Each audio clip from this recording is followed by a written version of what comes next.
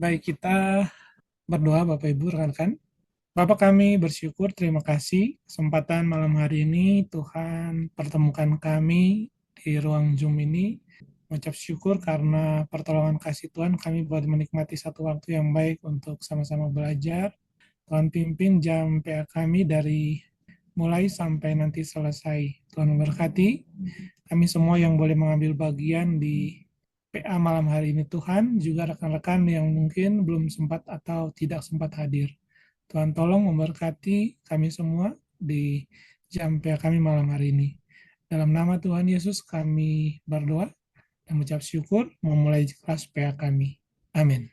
Iya, ya rekan-rekan malam hari ini saya sesuai dengan kalau kita lihat di warta itu ada bagian gali Alkitab. Nah temanya atau bagiannya kita ambil dari situ. Tapi saya ingin sedikit mengubah judulnya ya. Jadi saya kasih judul bukan bangku biasa. Jadi ini kita merefleksikan bagaimana kita menempatkan diri dalam berelasi ya.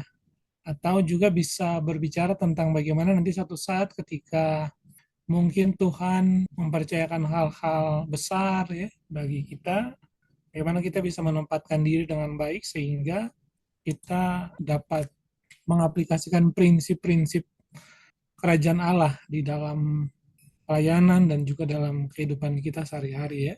Jadi saya kasih judul bukan bangku biasa ini berkaitan dengan bagaimana kehidupan kita dengan satu kepercayaan yang mungkin Tuhan berikan begitu ya, atau bagaimana kita berrelasi dengan orang-orang yang mungkin punya jabatan tertentu.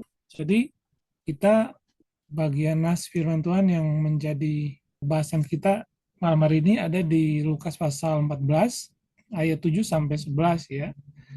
Nah, saya baca buat kita saja. Karena Yesus melihat bahwa tamu-tamu berusaha menduduki tempat-tempat kehormatan, ia mengatakan perumpamaan ini kepada mereka, ya, kepada para murid. Kalau seorang mengundang engkau ke pesta perkawinan, janganlah duduk di tempat kehormatan. Sebab mungkin orang itu telah mengundang seseorang yang lebih terhormat daripadamu, supaya orang itu yang mengundang engkau dan dia jangan datang dan berkata kepadamu, berilah tempat ini kepada orang itu. Lalu engkau dengan malu harus pergi duduk di tempat yang paling rendah. Tetapi apabila engkau diundang, pergilah duduk di tempat yang paling rendah. Mungkin tuan rumah akan datang dan berkata kepadamu, sahabat, silakan duduk di depan dan dengan demikian engkau akan menerima hormat di depan mata semua tamu yang lain. Sebab barang siapa meninggikan diri, ia akan direndahkan, dan barang siapa merendahkan diri, ia akan ditinggikan. Ya, jadi di bagian akhir itu merupakan prinsip tentang kerajaan Allah ya, di mana kerendahan hati itu ditekankan dan dikontraskan dengan situasi ketika Tuhan melihat bagaimana orang-orang datang ke pesta dan mereka ingin duduk di tempat yang terhormat. Nah, rekan-rekan, kalau kita lihat screen ini kan gambar kelas ya, gambar kelas. Terus kalau saya klik nanti ada tulisan di situ ya. Di mana tempat duduk rekan-rekan ya. Jadi ketika mungkin pada saat waktu sekolah begitu ya, kita tentu saja punya tempat duduk tersendiri ya. Jadi kalau katanya kalau anak-anak yang pintar-pintar itu biasanya duduk di paling depan begitu ya. Dan yang suka baong gitu ya, agak-agak baong, yang suka katakanlah suka bolos gitu, itu suka di belakang ya. Nah biasanya kalau saya dulu anak-anak IPS itu tempat duduknya di bagian belakang karena suka bikin gaduh di kelas begitu ya. Tapi Bapak Ibu rekan-rekan, tempat duduk itu sebenarnya kalau kita perhatikan secara mendalam itu bukan saja berkaitan dengan bagaimana posisi kita duduk di kelas ya, atau bahkan di gereja. Jadi kalau mungkin kita pikir secara mendalam, tempat duduk di mana kita di dalam komunitas sosial kita begitu ya, atau bahkan misalnya kalau Bapak Ibu Saudara yang dari Medan gitu ya, ada acara adat atau acara arisan gitu, kan kita pasti punya tempat duduk tertentu ya. Atau bahkan kalau kita rapat di gereja pun kita juga pasti memilih tempat-tempat duduk tertentu. Sebenarnya tempat yang kita pilih itu secara psikologis itu mengandung satu dorongan psikologis tertentu. Artinya begini, kita tidak mungkin duduk di sembarangan tempat tanpa ada dorongan psikologis tertentu. Nah, itu sebabnya biasanya di sekolah anak-anak yang pintar mereka cenderung duduk di depan begitu ya karena mungkin punya kebiasaan untuk memperhatikan untuk belajar ya. Secara psikologis mereka terdorong untuk bisa dekat dengan guru gitu atau dekat dengan teman-teman yang pintar gitu ya. Jarang anak-anak yang pintar itu dia bergaul dengan yang ada juga sih ya, yang bawang tapi hanya beberapa begitu ya. Seringkali mereka punya komunitas sendiri. Jadi secara psikologis tempat duduk pun sudah memperlihatkan perbedaan gitu ya. Nah, juga bukan hanya secara psikologis tapi juga secara status sosial katakanlah ya. Jadi saya dulu waktu sekolah, saya karena mungkin orang tua hanya buru bangunan begitu ya, itu dan tempat tinggal rumah di Ambon itu kan di pinggir perumahan dosen begitu ya. Sehingga kadang-kadang saya suka minder. Jadi kalau di sekolah pun ya saya pilih tempat-tempat yang paling belakang, tempat duduknya yang nyempil-nyempil. Karena secara psikologis dan sosiologis atau sosial ya ada semacam unsur tekanan begitu ya yang membuat saya memutuskan untuk memilih. Jadi seringkali secara tidak langsung tempat di mana kita duduk itu tuh menunjukkan sisi tertentu dari kita. Nah, jadi ini sangat menarik dan mungkin terjadi juga di gereja ya. Nah, itu sebabnya kan kalau kita perhatikan kadang-kadang saya seringkali ulangin ya karena tempat duduk kita tuh bukan sembarangan kita memilih tempat saja. Seringkali itu ada semacam unsur kenyamanan ya. Unsur kenyamanan bukan sekedar karena kita takut kena AC gitu ya, tapi juga karena ada unsur-unsur yang lain, baik psikologis maupun sosial dan sebagainya gitu ya. Jadi itu berdampak juga dalam hal-hal yang paling kecil begitu. Bahkan ketika kita memilih teman, memilih relasi itu sangat kuat ya. Nah, rekan-rekan, saya juga memikirkan persoalan tempat duduk ini saja ya, yang persoalan bangku ini bahkan itu jangan-jangan itu sudah melekat dari semenjak kecil ya. Dan saya mencoba untuk mencari bagaimana sih persoalan tempat duduk ini, bahas satu ayat ini saja cukup memusingkan nih kalau teman-teman lihat ya. Jadi saya mendapat ini tahun lalu ya, awal semester tahun lalu ya, ada satu berita di Kompas yang mengatakan bahwa rebutan bangku depan di hari pertama sekolah. Jadi orang tua tuh di Polewali Mandar tuh mereka pagi-pagi sekali tuh berebutan ya. Bahkan di beritanya tuh pintu gerbang belum dibuka tuh mereka udah nunggu di depan gitu ya. Nah, persoalan rebutan bangku ini nih bukan saja di SD ya, bahkan sampai di wakil rakyat kita juga punya efek yang sama. Apakah ini adalah dampak dari masa SD dulu kah? Atau bagaimana gitu ya? Sehingga sampai kan ke kursi-kursi dewan terhormat itu yang berapa hari ini sementara di demo habis-habisan itu ya, sibuk sekali dengan kursi ya. Jadi apa sebenarnya yang ada di kursi ini? Pada akhirnya kursi itu juga kursi biasa gitu kan. Tapi apa sebenarnya efek apa sih sebenarnya yang ada di dalam kursi ini? Kalau pakai bahasa orang karismatik, apakah ada semacam roh di dalam kursi itu kan? Atau apa begitu ya? Nah, tapi tentu saja kan kalau berbicara dalam hal ini tentu saja ada nuansa kuasa, nuansa kehormatan, nuansa profit sosialnya begitu ya. Sesuatu yang membuat mereka terlihat dihormati, disanjung, ditinggikan sehingga orang berlomba-lomba untuk merebut posisi yang teratas, terkemuka, terdepan gitu. Nah, bahkan rekan-rekan, ini saya sudah pernah sampaikan ya. Bahkan ini pun terjadi bukan saja di fenomena ini bukan saja ada dari anak SD sampai para wakil rakyat kita ya, berebutan kursi atau bangku yang terhormat itu ya. Tapi juga bahkan ada di dalam konteks perjanjian baru sendiri, yaitu bahkan pelakunya para murid sendiri ya. Yakobus dan Yohanes, kita menjumpai bahwa mereka juga mensabotase murid-murid yang lain di dalam Markus pasal 10, 35-37, duaan itu bersaudara itu diam-diam datang ke Tuhan Yesus, kemudian mereka ya mengajukan permintaan kalau di sorga nanti, di kerajaan Allah nanti, mereka kalau bisa duduk di sebelah kanan dan sebelah kiri ya. Kalau sudah diambil posisi kanan dan kiri, berarti kan murid-murid yang lain nggak kebagian lagi ya. Artinya secara apa natural mereka juga memikirkan tentang posisi, ya, kehormatan, kemuliaan, ya. Dan pertanyaan penting, apakah ini juga ada di gereja, ya. Jadi ini juga menjadi refleksi bagi kita sebagai pelayan, apakah kita juga saling sikut-sikutan, saling, ya, mencari tempat-tempat yang nyaman untuk bisa terlihat oleh orang, oleh jemaat, ya, pengen dihormati, ditinggikan, atau seperti apa, ya. Nah, ini satu perenungan yang memang harus benar-benar kita perhatikan sama-sama, ya. Jadi berkaitan dengan ini, rekan-rekan, ada 3 hal yang nanti kita sama-sama refleksikan. Yang pertama, ya, yaitu kedudukan tinggi itu memiliki resiko tinggi, ya. Nah, rekan-rekan, dalam konteks abad pertama, ya, atau pada masa perjanjian baru, ya, pertemuan sosial, ya, perjumpaan sosial seperti perjamuan, orang menikah begitu, ya, pesta-pesta begitu. Nah, itu tuh bukan saja sekedar perjumpaan biasa, ya, tapi biasa itu mereka ada semacam strata sosial yang ditonjolkan di situ. Jadi kursi-kursi yang paling depan dekat tuan rumah itu biasa ditata untuk para tamu yang terhormat begitu, ya. Nah, para tamu seringkali berebutan tempat duduk yang paling bergengsi, yang biasanya paling dekat dengan tuan rumah, ya. Nah, perilaku ini mencerminkan kecenderungan manusia terhadap kesombongan dan meninggikan diri, ya.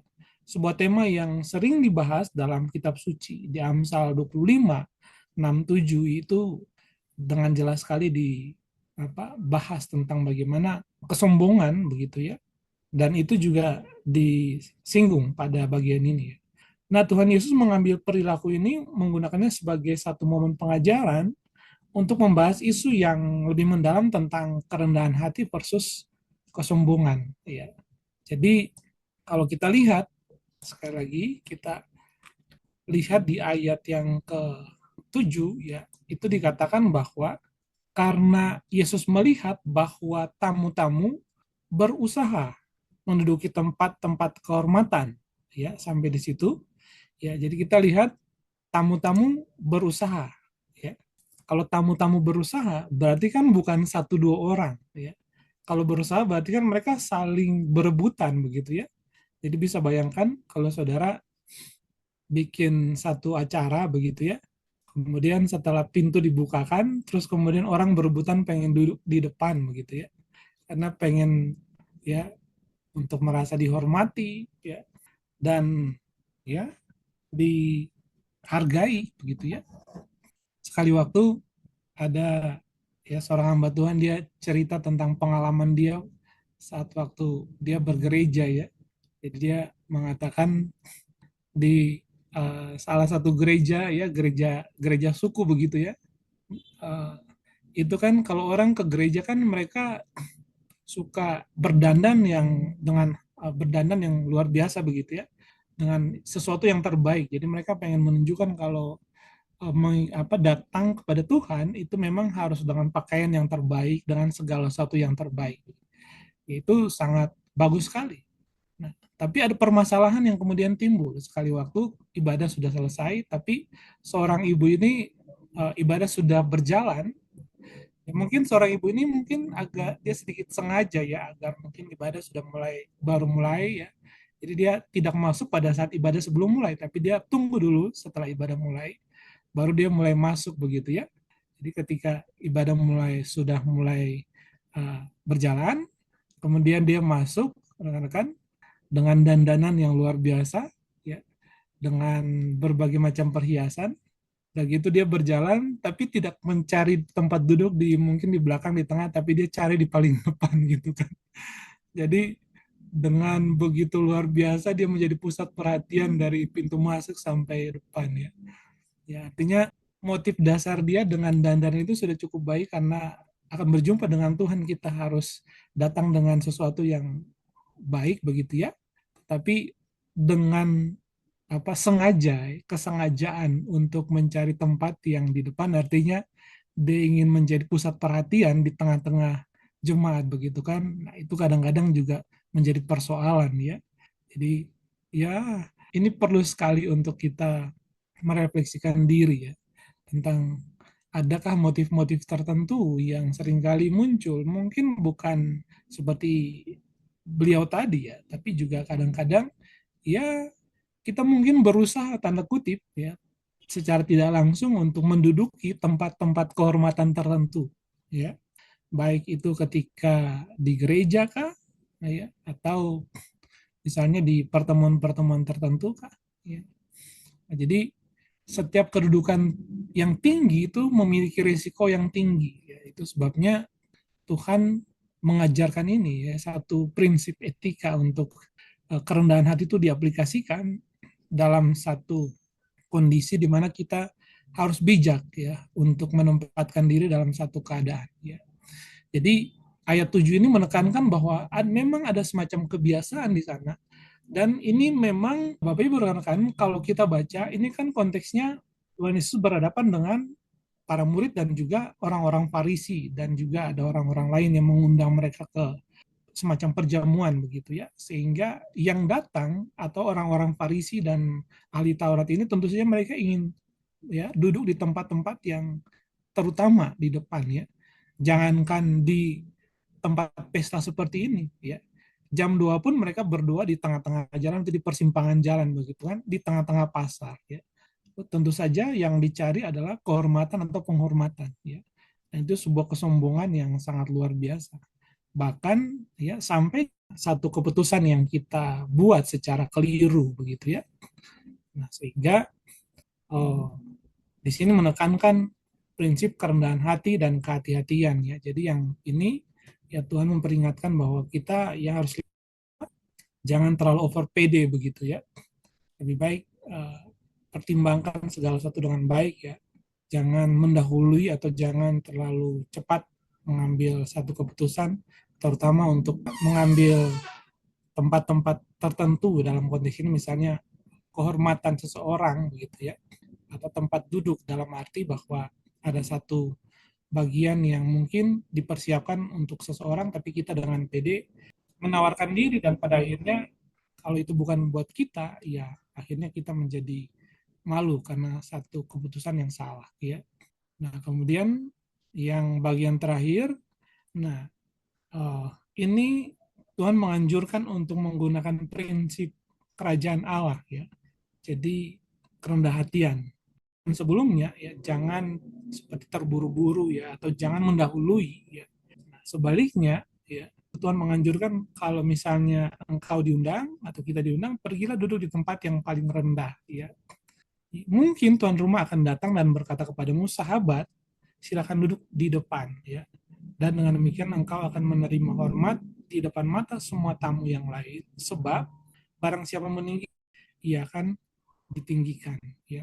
Bagian akhir ini sebenarnya prinsip dari kerajaan Allah ya. Jadi bagian ini kalau kita perhatikan ini sebenarnya sudah mencangkup prinsip yang Tuhan hendak tanamkan bagi para murid dan juga bagi kita semua ya. Jadi sikap tentang bagaimana kita menempatkan diri ya, tidak dengan cara yang rendah hati begitu ya, tidak mencari puji-pujian, kehormatan atau peninggian diri ya. Karena kita percaya bahwa di bagian lain firman Tuhan katakan bahwa peninggian itu datang dari Tuhan ya, atau kalau Tuhan meninggikan tidak ada yang bisa merendahkan kita begitu ya. Nah, jadi ini sebenarnya prinsip yang cukup mendalam, karena kesadaran ini kita menyadari bahwa kalau kita lihat di sini kan kita ya ini di dalam konteks ini semuanya itu adalah orang-orang undangan gitu ya. Dan kalau misalnya kita bawa dalam konteks kerajaan Allah, maka ya undangan itu sangat terkait dengan tuan rumah begitu ya, sehingga adalah suatu kebanggaan kalau kita disambut atau diberikan kehormatan secara langsung oleh tuan rumah gitu ya. Dalam konteks ini ketika kita rendah hati dan tuan rumah di sini ya, ayat bagian B itu ya, 10 bagian B, mungkin tuan rumah itu akan datang dan berkata kepadamu, sahabat, ini sangat luar biasa ya. Jadi justru ketika kita memilih ya untuk merendahkan diri ya, menyadari keberadaan kita, dan kita pilih tempat yang dengan tempat-tempat yang mungkin dihindari orang ya. Sebagian besar orang mencari tempat yang terhormat, kita justru mencari tempat yang mungkin rendah begitu ya. Justru disitulah dimana sang tuan rumah itu menemukan ya orang-orang yang punya kerendahan hati ya. Dan dari situ ya menjadi satu kebahagiaan kalau dia sendiri ya yang secara langsung diantar begitu ya oleh tuan rumah untuk ya dari tempat yang belakang katakanlah untuk maju duduk di tempat yang terhormat ya. Dan disapa dengan sahabat itu kan sesuatu yang luar biasa ya. Kalau tuan rumah atau tuan yang punya pesta ya menyambut kita atau membawa kita dari satu tempat yang katakanlah tidak terhormat menuju tempat terhormat dengan sebutan sahabat, berarti kan kita diperlakukan dengan penuh penghormatan ya. Nah, dengan demikian engkau akan menerima hormat di depan mata semua tamu yang lainnya. Artinya kehormatan itu diberikan bukan karena kita yang mencari, tapi memang karena diberikan oleh tuan rumah itu sendiri, atau dalam konteks kerajaan Allah, ya Tuhan sendirilah yang memberikan kehormatan dan puji-pujian itu ya. Nah, rekan-rekan kita sebagai pelayan Tuhan, kita sebagai hamba-hamba Tuhan, ya kita tidak perlu mencari penghormatan ya. Seringkali kan ya saya dulu juga agak malu sebenarnya kalau saya cerita pada saat waktu mulai awal pelayanan seperti ya dengan Bang Sam, dengan Bambi dulu karena ya tidak mengerti makna pelayanan, jadi seringkali ya ketika pelayanan itu menjadi apa semacam kesempatan untuk menunjukkan aksi begitu ya. Tapi setelah saya renungkan itu hal-hal yang mungkin memang butuh proses untuk memaknai panggilan pelayanan, tapi kadang-kadang saya renungkan sekali itu hal-hal yang membuat saya cukup malu ya kalau merenungkan gitu. Jadi dengan pemahaman bahwa di depan kerajaan Allah kita sebagai undangan memiliki status yang sama begitu ya. Tidak ada yang lebih tinggi, tidak ada yang lebih rendah. Tapi biarlah sang tuan rumah itu yang akan meninggikan kita ya. Kalau Tuhan yang meninggikan, dia memberikan kehormatan, maka saudara, kehormatan, kemuliaan, dan juga berkat Tuhan itu kan tidak pernah tertukar satu dengan yang lain ya. Jadi saya percaya bahwa ketika kita datang, kita melayani, kita setia dengan prinsip kerendahan hati ya. Maka ayat 11 itu digenapi ya. Barang siapa meninggikan diri, dia akan direndahkan. Tapi barang siapa merendahkan diri, dia akan ditinggikan. Ya. Perendahan diri itu membuat kita secara langsung atau secara mendalam menyadari posisi kita ya. Kalau kita berbicara tentang pelayanan, nanti kan kita akan singgung tentang hamba lagi. Tapi sampai di sini saja dulu, di mana prinsip kerajaan Allah itu menekankan kerendahan hatian ya. Artinya bahwa di hadapan Tuhan memang satu-satunya keadaan yang harus kita secara sadar menyadari akan kondisi kita di hadapan Tuhan adalah dengan kerendahan hatian ya. Karena bagian 11 itu dengan tegas menegaskan bahwa siapa meninggikan diri atau sombong ya pasti akan direndahkan. Di dalam Amsal juga dikatakan bahwa kesombongan itu mendahului kehancuran ya. Jadi hendaklah saudara dan saya kita semua mengiring Tuhan, melayani Tuhan dengan sikap yang rendah hati. Nah, sebagai penutup, bikin satu quote di sini. Duduklah di bangku yang sesuai dengan identitas kita sebagai umat Tuhan. Bangku sederhana berhiaskan kerendahan hatian yang membuat kita terlihat mulia di hadapan Tuhan dan terpancar di hadapan manusia. Jadi tidak perlu rekan-rekan mencari kehormatan, mencari bangku yang terdepan, tapi biarlah Tuhan yang nanti akan membawa kita lebih tinggi ya. Kalau satu kendaraan yang kita gunakan yaitu kerendahan hatian. Tuhan berkati, maaf kalau terlalu singkat ya. Semoga bisa memberkati kita. Amin. Terima Silakan kasih, Kak Oce. mau berdiskusi. Oke, baik. Silakan dari teman-teman ada yang mau ditanyakan. Silakan dari Ibu Gembala. Ya, saya mau bersaksi sedikit ya. Kita kalau di gereja Malaysia ya, itu udah dari tahun 96 ya, hampir 30 tahun ke sana, bolak-balik. Itu bangkunya itu aja di kursinya. Duduknya di situ aja. Nggak pernah pindah-pindah. Terus kita kalau diantar sampai ke tempat duduk, dipersilahkan. Kayaknya kalau saya nggak datang ke sana, kayaknya bangku itu kosong terus, Kak. Itu ada 3 bangku. Kalau Cici ikut, ya. Kalau biasanya saya sama Om, itu bangku kita di situ aja, nggak pernah ganti posisi. Jadi cara mereka menyambut tamu itu luar biasa ya. Kayak apa ya? Jarang ya saya lihat di Indonesia itu kayak gitu. Nah, itu perlu belajar juga itu. Jadi jangan, apalagi kita tamu, dia belum tentu kita disuruh dikasih tempat yang ini, tapi mereka yang mempersilahkan. Jadi bangku kita kalau kayaknya kalau kita nggak datang ya, itu bangku kosong loh. 29 tahun gitu aja di situ aja duduknya. Berkat. Benar, Cek. Jadi memang mesti kita jangan coba kalau saya sul langsung aja masuk duduk di situ, nggak ada yang nganterin duduk di situ, terus tiba-tiba disuruh persilahkan Anda ke belakang gitu. Waduh, malunya, sakitnya nggak seberapa, malunya ini. Ya udah itu aja. Cici ketawa. Benar-benar itu benar. Jadi kita harus apa? Jangan kita yang ngangkat, kata Tuhan juga kan. Tapi biarlah Tuhan yang angkat kita. Amin. Iya, Kok setuju.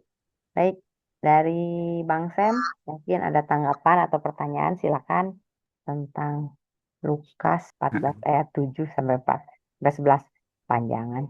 Oke, silakan Om Tison. Iya, Shalom, sebelumnya saya mau coba memvisualisasikan peristiwa ini. Memang kan saya nggak tahu gimana adat istiadat Yahudi saat itu ya, Ci ya, ya Bang Oce ya. Kalau yang saya baca di perikop sebelumnya kan di perjamuan makan. Saya nggak tahu maksudnya posisinya gimana, tempat kehormatan itu di mana. Tadi Bang Oce memang udah sempat singgung, tempat kehormatan itu biasanya dekat sama yang merayakan, yang bikin pesta, yang ngundang lah gitu. Nah, maksudnya itu gimana ya? Gambaran ceritanya, terus di ayat 7 kan dimulai, karena Yesus melihat, saya bertanya begini sih, Yesus sendiri duduk di mana ya? Apakah duduk di tempat kehormatan atau duduk di tempat yang gimana?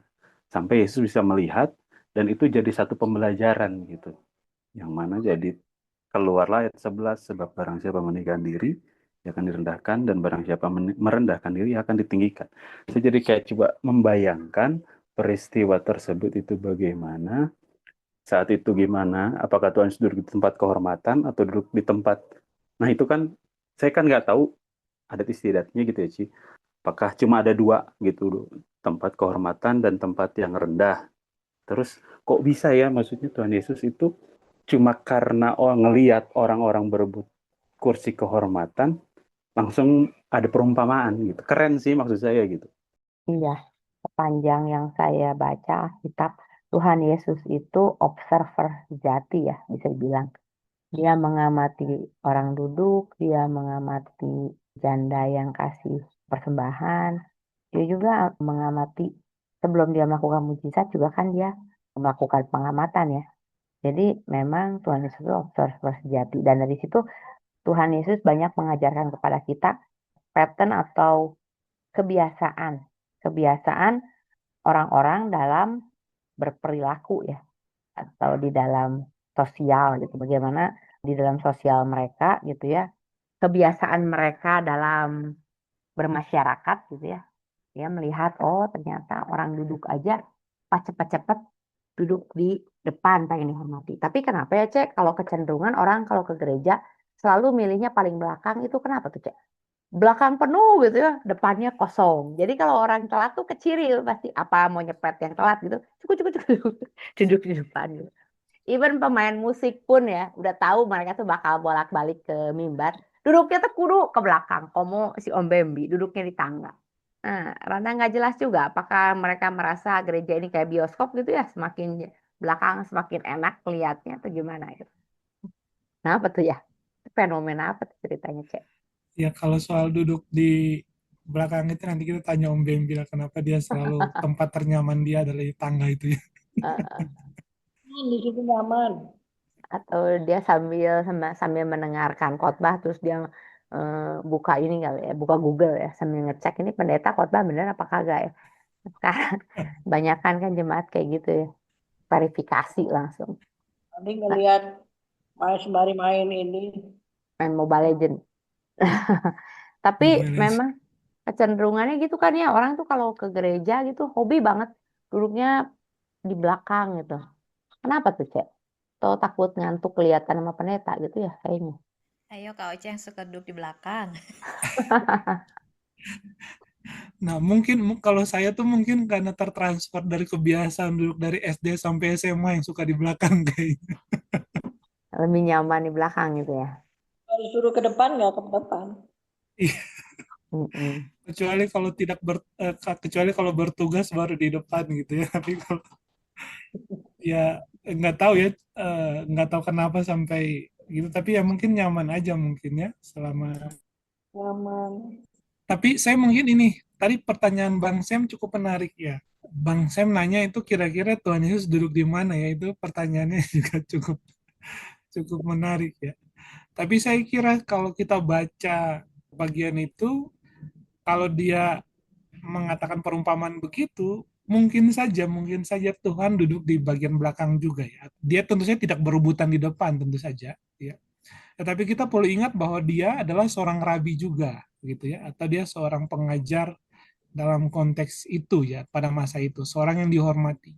Jadi mungkin saja ketika dia duduk di belakang pun ya, mungkin saja ada kemungkinan juga dia mungkin akan diberikan untuk tempat terhormat juga. Ini dalam dugaan saya ya. Karena bagi seorang pengajar atau bagi seorang rabi itu, mereka punya tempat-tempat yang tersendiri di dalam relasi mereka di dalam komunitas umat Yahudi begitu. Jadi mungkin saja dia diberikan kehormatan. Tapi saya kira kalau dia menganjurkan demikian, masa sih dia tidak mempraktekkan hal itu gitu kan? Ya.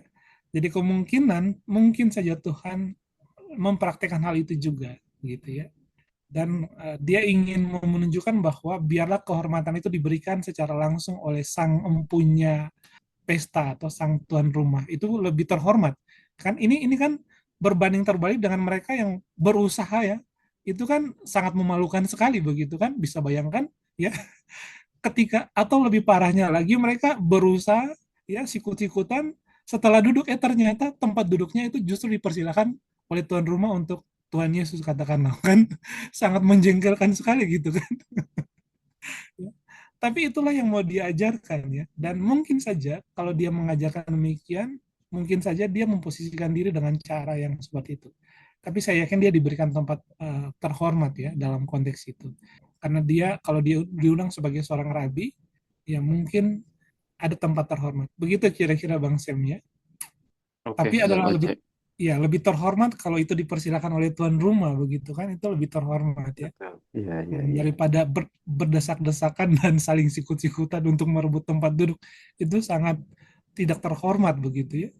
Berarti dari pembelajaran yang Tuhan Yesus ajarkan itu Bang Oce, di statement terakhir, di ayat terakhir ayat 11 ya, yang meninggikan diri akan direndahkan. Apakah itu juga bisa berlaku? Mohon maaf saya bagi dua ini ya Bang Oce, ada berlaku di dunia sekuler dan berlaku di dunia kerohanian gitu. Kalau saya pribadi melihat itu sebagai prinsip yang universal ya Bang Sem. Jadi itu berlaku bukan saja dalam, ini kan konteks ini kan prinsip sekuler nih. Artinya kan dalam konteks bukan dalam pengertian pelayanan ya.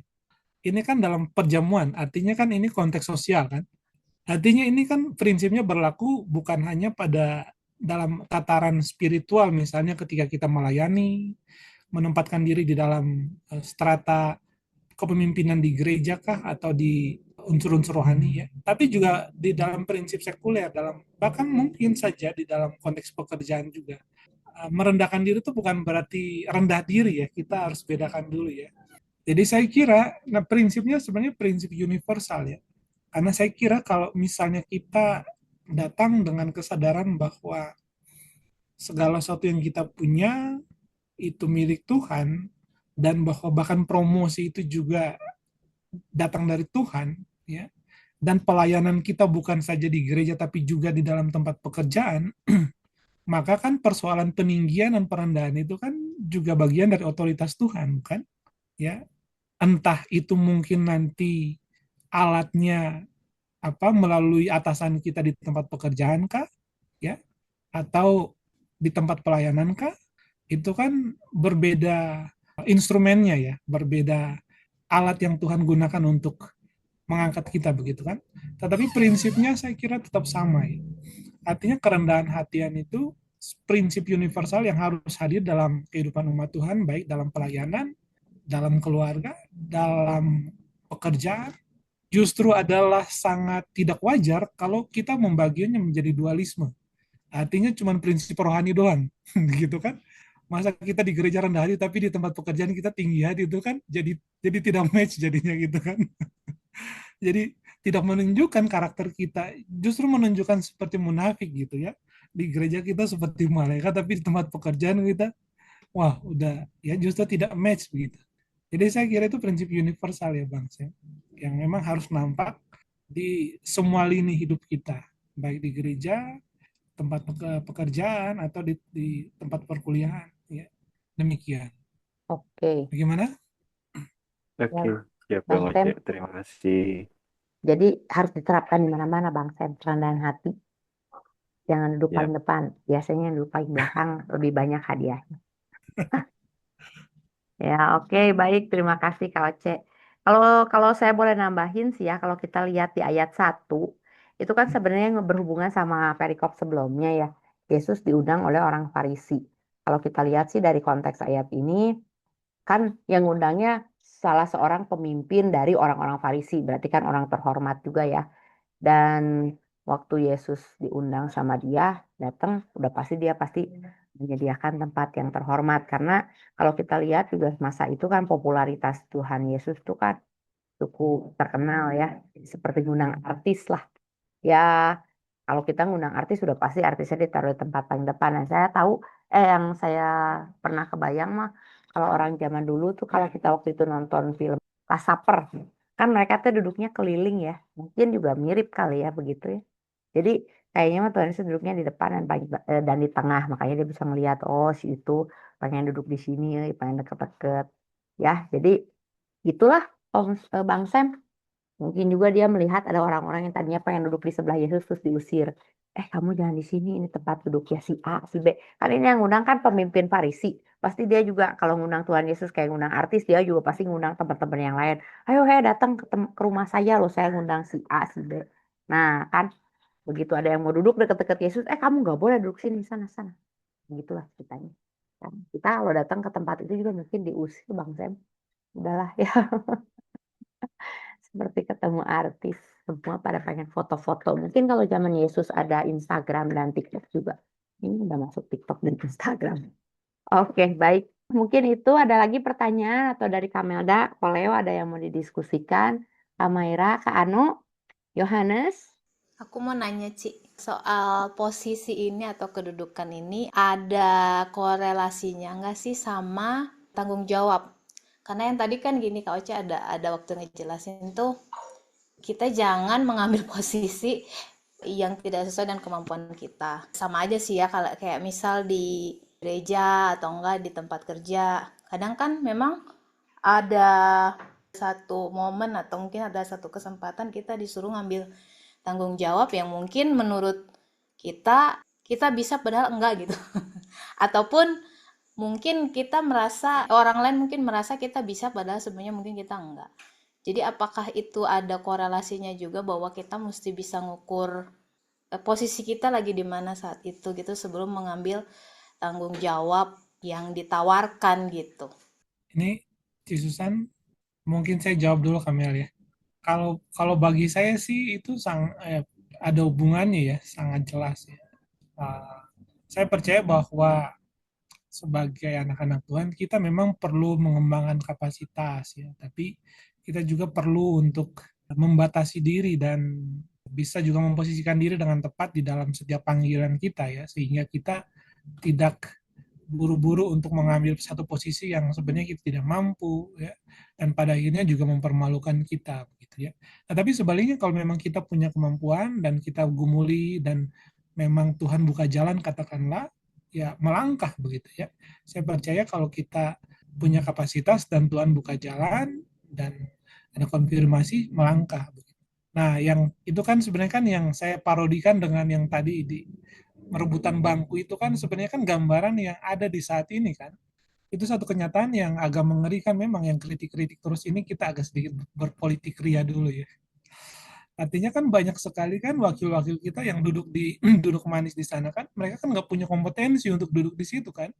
Nah, terlihat dari cara mereka berargumentasi, cara memberikan kebijakan, cara menjawab pertanyaan, bahkan cara mereka bersikap kan tidak mencerminkan kapasitas mereka untuk duduk di situ. Akhirnya kan justru mempermalukan mereka sendiri dan lebih bahaya lagi kena dampak ya, rumah dihancur. Memang kita tidak mengharapkan itu ya. Cuman dalam konteks ini kan membatasi diri untuk melihat potensi kita dan duduk di posisi yang tepat yang Tuhan percayakan itu sangat perlu gitu ya, sangat uh, perlu untuk diperhatikan ya. Karena kita perlu untuk melihat dia menggumuli tentang panggilan kita dan duduk di kursi yang tepat lah, katakanlah begitu. Demikian Kamil. Kalau Susan mau nambah atau enggak, mau nambah silakan ya. Terima kasih. Iya, kadang kan Kak Oce gini, kalau di gereja itu ada namanya teokrasi. Yang kadang kita nggak bisa tolak atau bagaimana gitu ya. Maksudnya bukan nggak bisa tolak sih, harusnya bisa ya. Cuman kadang kan agak sungkan gitu. Kadang ada beberapa beberapa kejadian lah yang seperti itu yang pernah saya lihat ya. Jadi orang yang memang menurut saya, ini menurut saya ya, yang saya lihat gitu, observe gitu, bahwa mungkin sebenarnya dia nggak terlalu bisa di posisi itu, tapi diberikan mandat ya dengan ada yang namanya teokrasi kalau di dalam lembaga gereja gitu. Nah, itu ya bagaimana cara kita untuk Menyikapinya. menyikapi lah gitu ya. Iya. Nah, Kamel, saya mungkin perlu untuk kita di sini tidak perlu tidak apa, jangan sampai kita jatuh pada pada generalisasi ya. Artinya saya begini, eh, kadang-kadang memang di dalam pemerintahan gereja katakanlah bisa terjadi kepemimpinan atau misalnya mandatoris kepemimpinan itu dilanjutkan bagi misalnya penerus yang memang secara manusia memang tidak belum mampu untuk itu ya. Nah, tapi memang kadang-kadang seperti panggilan Musa, kita ingat Musa kan dia sebenarnya punya banyak kekurangan juga. Bahkan dia menolak beberapa kali ya. Tapi dalam perjalanan dia disempurnakan oleh Tuhan, atau Tuhan uh, memanggil beberapa orang yang memang bisa untuk menopang dia dalam tugas panggilannya begitu ya. Jadi memang di sini kita hati-hati untuk jangan sampai jatuh pada prinsip generalisasi sehingga kita seolah-olah menganggap bahwa semua yang tidak berkompetensi itu bukan berarti dari Tuhan gitu ya. Atau kok Tuhan pakai orang yang tidak berkompetensi ya, ini bagaimana dan kita harus tunduk saja gitu. Nah, jadi memang saya percaya bahwa ketika kalaupun itu bukan dari Tuhan, pasti ada caranya lah gitu ya, untuk nanti Tuhan proses dan bagaimanapun nanti ya ada cara Tuhan begitu. Nah, maka memang kita perlu bijak aja sih ya, bijak. Nah, bukan berarti bahwa ketika satu kepemimpinan itu terlihat terlihat tidak memadai begitu, sehingga langsung kita karena prinsip teokrasi tadi dan kita hanya ya manut begitu saja dan kita rame-rame terjun dalam jurang, itu juga kurang bijak ya. Karena di dalam gereja meskipun ada prinsip kepemimpinan yang teokratis, artinya ada wakil Allah di situ, tapi kita juga adalah keluarga. Jadi sebagai keluarga kita juga ikut berpartisipasi untuk membangun komunitas kerajaan Allah di situ. Tentu saja dengan cara-cara masukan-masukan ya yang dengan etika yang baik ya, dengan cara-cara yang terhormat begitu, sehingga gereja dapat saling melengkapi satu dengan yang lain. Karena saya rasa tidak ada pemimpin yang sempurna begitu ya Kamil ya. Yang ada adalah kita bersama-sama saling melengkapi satu dengan yang lain. Tubuh Kristus yang lebih disempurnakan. Begitu Kamil ya. Amin. Oke, baik. Terima kasih ya. Kursi ini memang menarik ya, terutama saat ini ya. Banyak kursi-kursi panas yang harus dipertanggungjawabkan. Oke, baik kalau gitu ya teman-teman. Kita bisa kita bisa lanjut lagi tanya jawabnya minggu depan. Jadi yang hari ini ikut, minggu depan ikut lagi ya. Jangan cuma muncul hari ini doang. Oke? Bang Sam, Yohanes, Kak Ano, ya. Minggu depan datang lagi, nanti kita banyak bahas. Oke, baik. Terima kasih banyak buat hari ini. Boleh minta dengan hormat untuk dalam doa. Silakan Om Yos. Ayo kita tutup dalam doa yuk. Terima kasih Bapa di surga, kami bersyukur malam hari ini boleh kami tergabung dalam Zoom, dalam Bible Study ini. Bapa, kami percaya bahwa apa yang kami terima hari ini menambah iman dan percaya kami, lebih-lebih wawasan kami tentang firman-Mu. Ajar-ajari kami ya Roh Kudus, hingga Kau dapati kami boleh berkenan di hadapan-Mu. Jika sebentar kami akhiri Bible Study ini ya Tuhan, untuk hari-hari berikutnya, pertemukan kami kembali dengan kebersamaan kami hingga kami boleh satu dengan yang lain, saling menguatkan, saling meneguhkan, hingga firman-Mu yang bertumbuh dalam hidup kami.